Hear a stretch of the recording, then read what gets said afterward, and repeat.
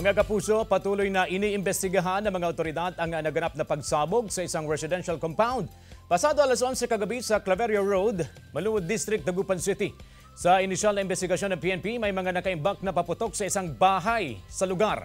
May mga nag-iinuman daw sa lugar at pinaniniwalaang may nagsinti ng sigarilyo malapit sa mga nakaimbak na paputok na dahilan ng pagsabog. Ayon sa PNP, may mga sugatan sa insidente na bunsod ng pagsabog na agad dinala sa ospital. Kaugnay na balitang yan, alamin natin ang pinakauling sitwasyon sa pinangyarihan ng insidente. Nakatutok doon live si Russell Simorio. Russell, kumusta dyan? Si Jay, good morning at good morning sa ating mga kapuso. Nagpapatuloy pa rin ito nga ginagawang ocular inspection ng Explosive Ordnance Division ng PNP kasama dyan ng Dagupan City Police at ng BFP Dagupan dito nga sa isang under construction na bahay sa Barangay Maluwod, Dagupan City na sinasabing pinagmulan nung ang narinig nilang pagsabog.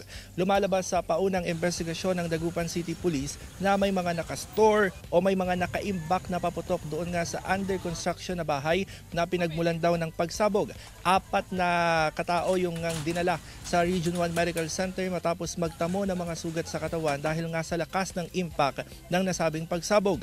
Kabilang dyan si former barangay kagawad ng Maluwod na si Rogelio Zamora Solomon at isang 38 anyos sa si Raimundo Lazaro at 2 iba pa na to be identified. Nagtamo raw sila ng mga sugat sa katawan. Base doon sa initial pang investigation ng Dagupan City Police, 4 pang mga katabing bahay ang nagkaroon ng mga damages dahil dito sa nasabing pagsabog. Binisita natin kanina yung isa sa mga bahay at nakita natin na bukod doon sa mga salamin ng bahay na nagkanda basag-basag dahil sa malakas na impact, nasira din yung bubungan.